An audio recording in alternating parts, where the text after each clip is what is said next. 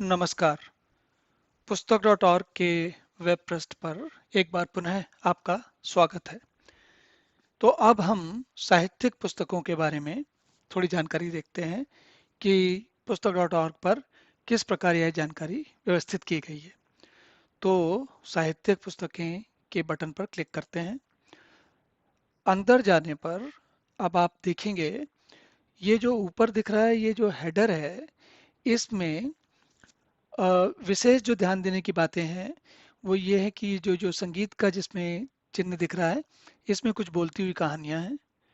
और ये जो जहाँ पर ये सर्च वाला बटन है, यहाँ पर खोजने का बटन है, इसमें आप अपने मनपसंद की जानकारी टाइप करके, और जब टाइप करेंगे तो ये आपके सामने एक सूची दिखाता है।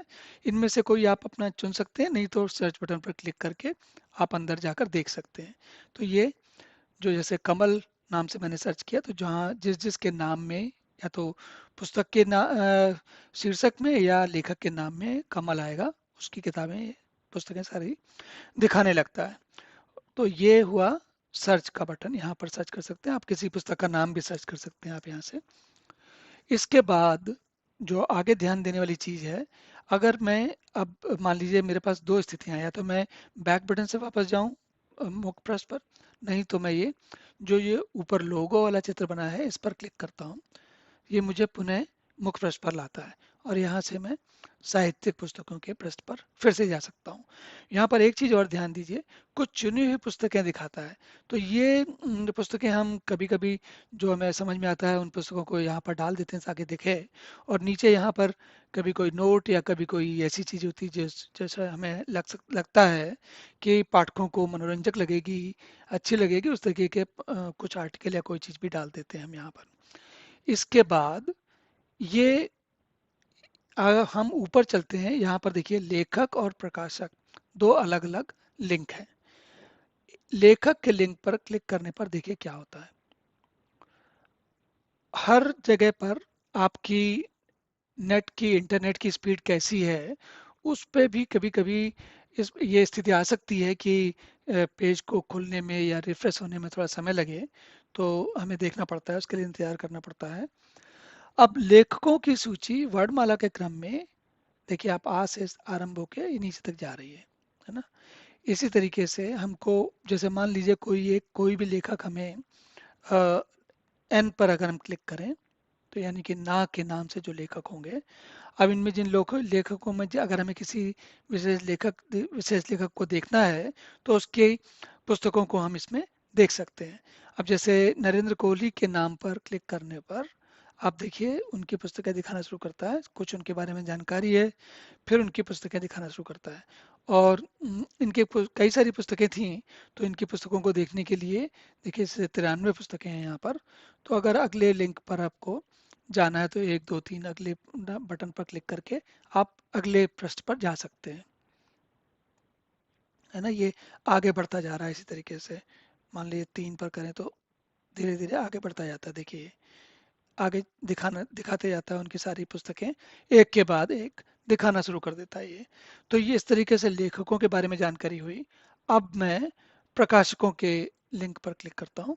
प्रकाशकों में भी वही स्थिति है, नाम जो है वर्णमाला के क्रम में जमाए हुए हैं यहाँ पर। और आप जिस भी प्रकाशक के नाम पर, मान लीजिए कि हम ग्रंथ अकादमी के नाम पर जाते हैं, तो उनकी पुस्तकें यहाँ दिखाने शुरू कर देता है एक के बाद एक।